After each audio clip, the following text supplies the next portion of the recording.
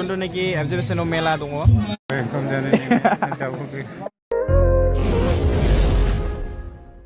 थ' लोगोफोर good morning दा माने दुगैखांनानै फैबाय आरोना फिरफिला बिर होनायाव 7टा बाजिसिगोन दा मुथथे जासिगोन आरो टाइमा थ' बेहाय थांसै थांनानै फ्लेग हस्टिंआव एसे भिडिअ बानायनो नोंथांमोना नायबाय थादो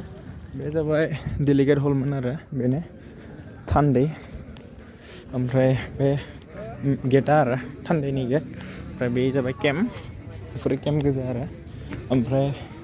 दायो एसे आवगायलांनोसै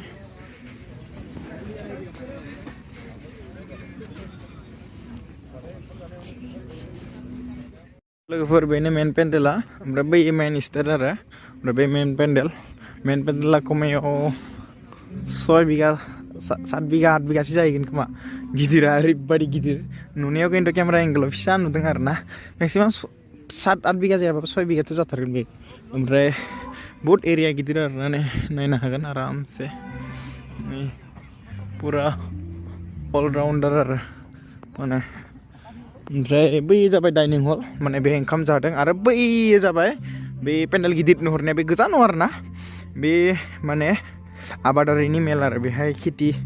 एबा एग्रिकालचारनि माबा मोनसे दङ ओमफ्राय दा फ्लेग हस्टिंआ बेहाय जागोन दा थांनोसै ओमफ्राय नै फुंनि नायना लादो स्टेजखौ नायना बरिया आरोना बिराद गिदिर आरो स्टेजआ खमायाव बेयाव 20-30 हाजार मानसि जानाय पेन्डेल आरो खमायाव ओमफ्राय नायदो बै बिराद गिदिरथार आरो ओंखाम संग्रायाबो बैबो नाला बे जाबाय उदालगुरि डिस्ट्रिक्टनि रौता बड'लेण्ड फोथार बेहायनो आरो बड'लेण्ड फोथाराव जादों आरो ना उदालगुरिया बेनिफ्राय 15 किल'मिटारसो दं आरो आं मिन्थिनाय मथे ओमफ्राय दा नोंथांमोना नायबाय थादो भिडिअखौ फरायसा आफादनिनो बारग' लोगो आफादगिरि सिडली बियाबनि मानिजाथाव MLA मुस्रि जयन्त बसुमतारी बिथांखौबो गावनि गोथार सिनायथिखौ लानो थाखाय खावलायदों आरो गांसे आर'नाइजों बिथांखौबो बरायनो थाखाय आं गुरै खावलायबाय दैदेननो थाखाय आङो खावलायबाय आरो फिरफिला बिरहोनाय बे बुब्लियाव मानव गेदेर दुलाराय बर' फरायसा आफादनि आफादगिरि बिथाङा जिहेतु बिरहोगोन फिरफिला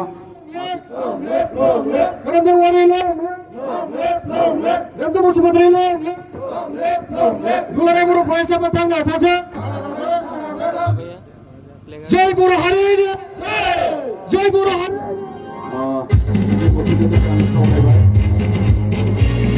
जय बर' हारि जय बर' हारि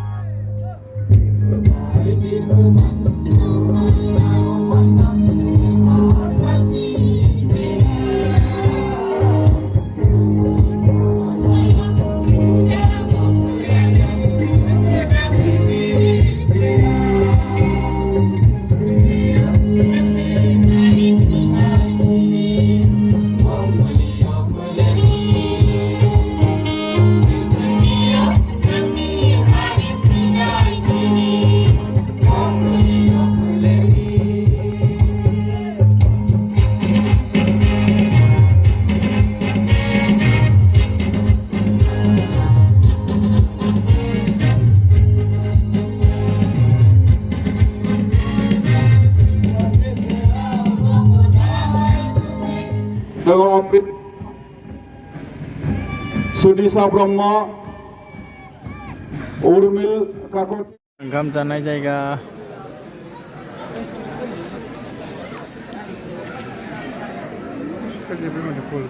सर ओइ सर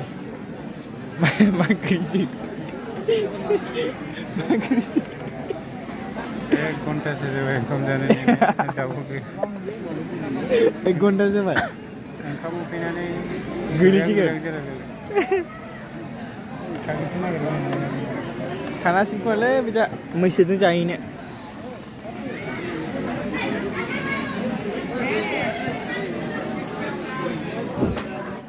लोगोफोर हर जाबाय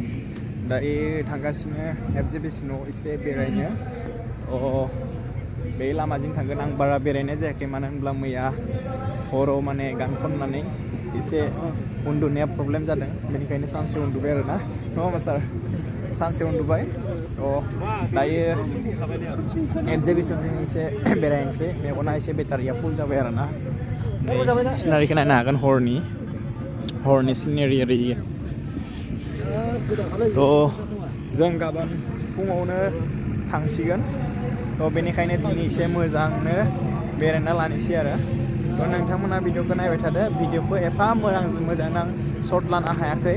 थेवबो नोंथांमोना नायबाय थाबानो जाबाय थ' नै बेनो आरो सार बोरै नांदों फैनानै एकदम जोबोद मोजां नांदों ओमफ्राय फार्स्ट एक्सपिरियेन्स सेन्ट्रेल लोगोसे जोङो सेन्ट्रेलाव फार्स्ट टाइम दोंसे खनदोंमोन मैया ट्रेकजों सारा जोबोद मोजां नांदों आरो नैबेनि जिहेतु प्लेसमेन्ट जिहेतु जायगा जोबोद समायना आरो डेक'रेसनाबो जोबोद मोजां जादों डेक'रेसनाबो मोजां जादों आरो आरो एक्सपिरियेन्स गोदान एक्सपिरियेन्स जों थांबा एबारनि हेन्ड पाम्प जिथु दंखल होनो दमकल जोंना माने गोदानै नुनो मोन्दों जों गोदान नुनो मोननाया बेनो दा जिथुनाखि दमकल होनो माने हेन्ड पाम्प ना हेन्ड पाम्प वाटारनि आरो ओमफ्राय बेखौ माने ओरैबायदि नुनो मोन्दों माने जोंनाथ' ओइ दमकलखौ ना माने जोंनि जायगायाव जुदि गायबा माने दमकल बायलांगोन होनबाबो दै ओंखारनो नागिरा नाथाय बे दमकल नङा औवादोंसो ना सार औवादोंसो दमकल माने मा समायाव फबना गारलाङो दमकलखौ जों मिन्थिनो रोङा मानो होनबा थाबनो दैखौ मोनो आरो ना आंनि मथेथ' 10-12 फुटावनो मोनो नामा सार बहुद इजिलि माने नै दमकलखौ बिदि नारबानो दै गयो ओरैबायदि माने खोनानो मोन्दों आं तेजपुर साइडथिं बेथ' उदालगुरिना उदालगुरि खाथियावनो बे तेजपुर साइडथिंथ' माने बिदिनो आरो 4 फुटावनो दै ओंखारनाय दङ नाथाय बेहाय 10 फुट 12 फुट जागोन खोमा एफा थाबनो माने दै ओंखारदों आरो बेनिखायनो बिराद आसुरित जों थ' भिडिअखौ नायलांबाय थादों नोंथांमोना बे फार्स्ट गोदान बुस्थु नुदों आरो माने बेलेग सिस्टेमनि आरो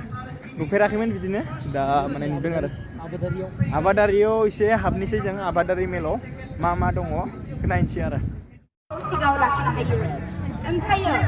जोंनि बे इन्डियान कनस्टिटिउसननि बे फान्डामेन्टेल राइट्सखौ मानसिफोरा गावनि प्रफिट ओमफ्राय जि मोननो हाया जायाखै दा फैगोन खोमा ओमफ्रायो दानि आथिखालाव सुबुं माहारिफोरा बेखौ मोनसे बेलेग लामायाव लांगासिनो दङ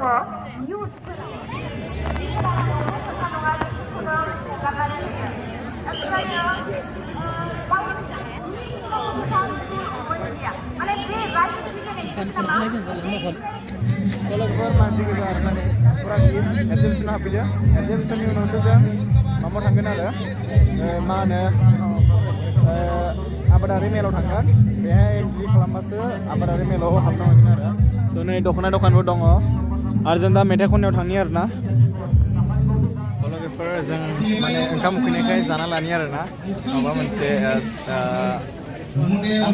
आं चावमिनखौ मिथिना चिकेन जाना लानोसै ओमफ्राय सारा इजा मा जायो साहा लोंबा ओमफ्राय जों जाना लानोसै गोजानाय खामानि गारामाया थाबथानोबो साफा जानाय ओमफ्राय आरो बाजार गिदिंगोन आरो ना जिथुनाखि एक्जिबिसनाव मेला दङ बेखौ नायगोन ओमफ्राय दायो स्टेटआव दसेनि उनाव उथिगोन ओमफ्राय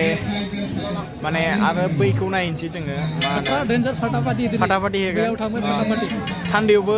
दहाय खननाय जाबाय भिडिअखौ लानो हादिया ना सार थान्दै मेलाव भिडिअखौ लानो हादिया साखौ मोननै होखादो दे थान्दै मेलावबो माने भिडिअ खालामनाय जादिया ओमफ्राय दायो बेहाय भिडिअ खालामनो हायनाया नायनोसै ओमफ्राय मेन स्टेजआव मैया पारफरमेन्स खालामबाय दा रिजाल्टआ फैनांगौ रिजाल्टखौ वेट खालामदों रिजाल्ट फैबा माने पास जाबा माने आरो खेबसे होलायनोसै आरो जुदि पास जायाबा थ' सार्टिफिकेटखौ लानानै फैनांसिगोन आरो पार्टिसिपेट खालामनाय थ' नोंथांमोना नायबाय थादो दा साहाखौ लोंना लागोन साहा सौफैयो आरो ना गोथौथार गोदैथार साया थ' भिडिअखौ नायबाय थाबानो जाबाय regularly Indian fast food corner आरो जों दायो थांनोसै माबायाव बावबाय थायोलै आबादारि मेलाव थांनोसै जोङो नायदो नोंथांमोना आबादारि मेल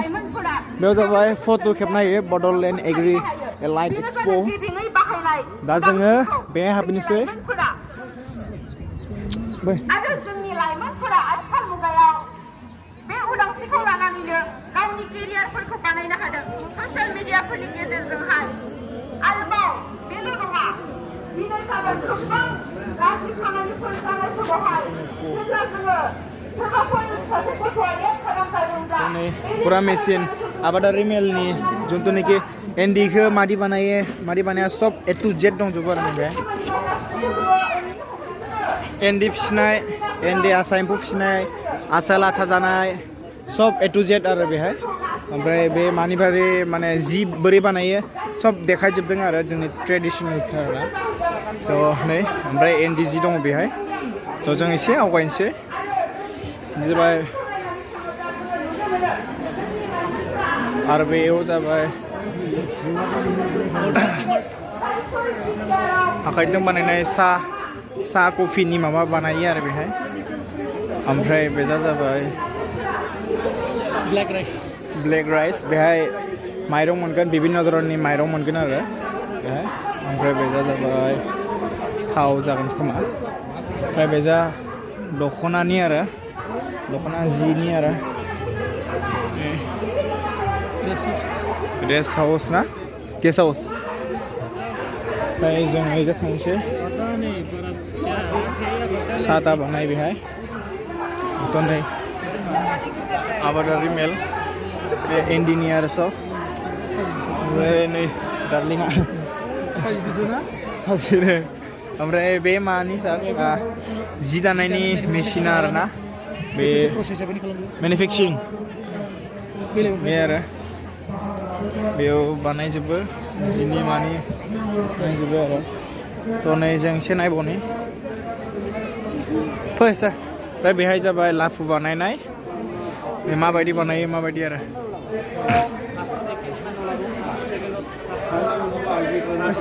एसे सोलोंना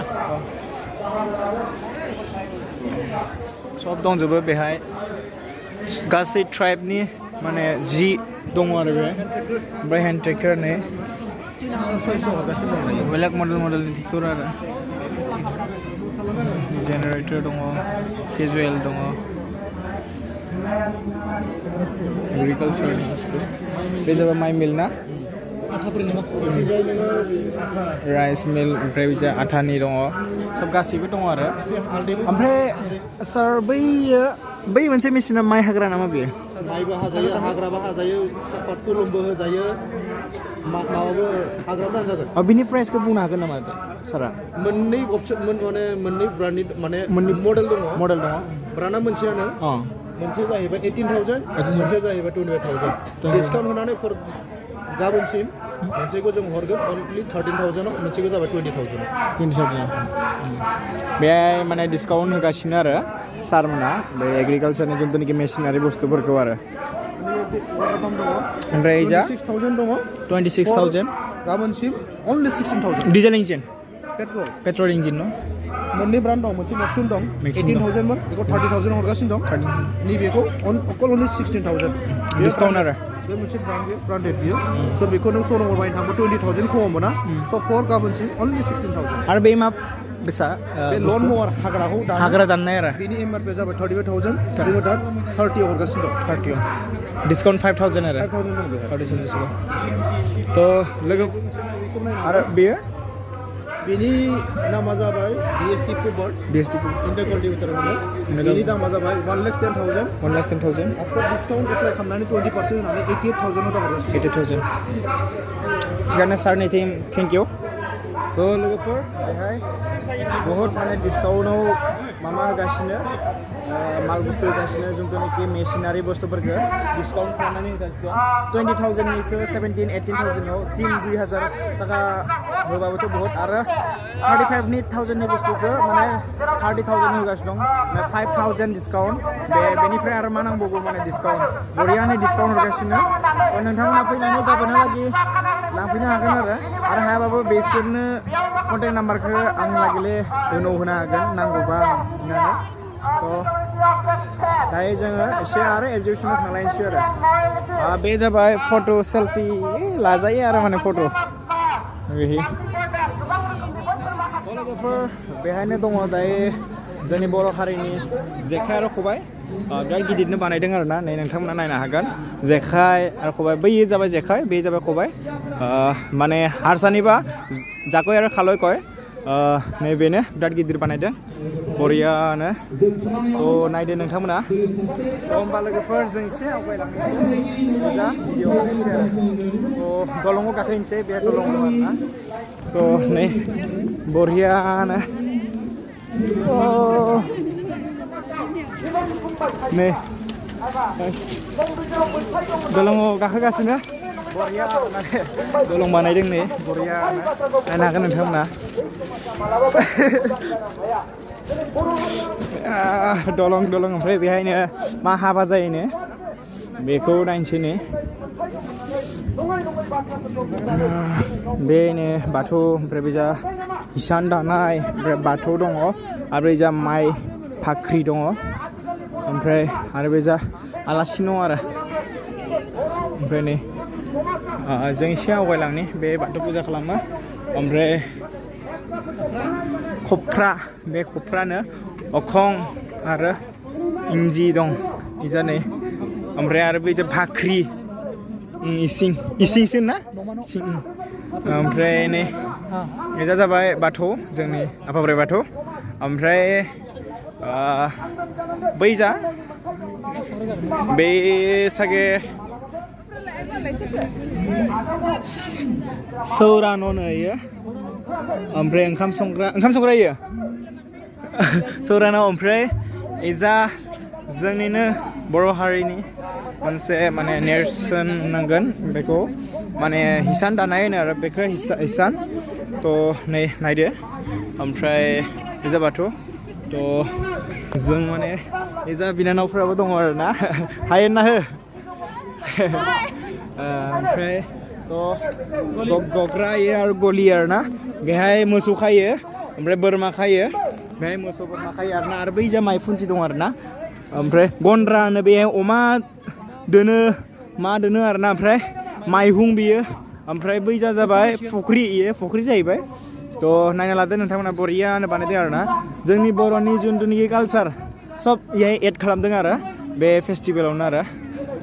फेस्टिभेल माने कनफारेन्सआव आरो होमबा सार एसे आवगायनोसै थ' नायनानै जोबोद मोजां नांबाय बर'नि कालचार गासैखौबो नुजोबदों बेहायनो हेल' लोगोफोर गुड मर्निं दिनै जाबाय बे 22 आबसु एनुवेल कनफारेन्सआ दिनै माने 3 नम्बर दिन माने जोबथा दिन आरोना बे जोबथा दिनाव माने दिनै गेवलां मेल ओमफ्राय दा जोङो थांसै गेवलांखौ नायनाय नंला जों माने जों दसेनि उनाव गारियाव गाखोना थांसै आरो माने जोब्बाय दिनै जोंनि मेन मामायाथ' माबासोमोन नालाय थान्दै ना सार डिलिगेटआव जिरायनायानो ओमफ्राय अपेन सेसन ओमफ्राय दा जों थांसै आरो ओमफ्राय फुंनि नाजाराखौ एसे नायना लादों नोंथांमोना नै बेबायदि आरोना पुरा थान्दानो दा जों एसे जाना लाहैनि आगोलाव दखानाव माबा माबि जाना लानानै ओमफ्राय जों थांसै आरो नायबाय था नोंथांमोना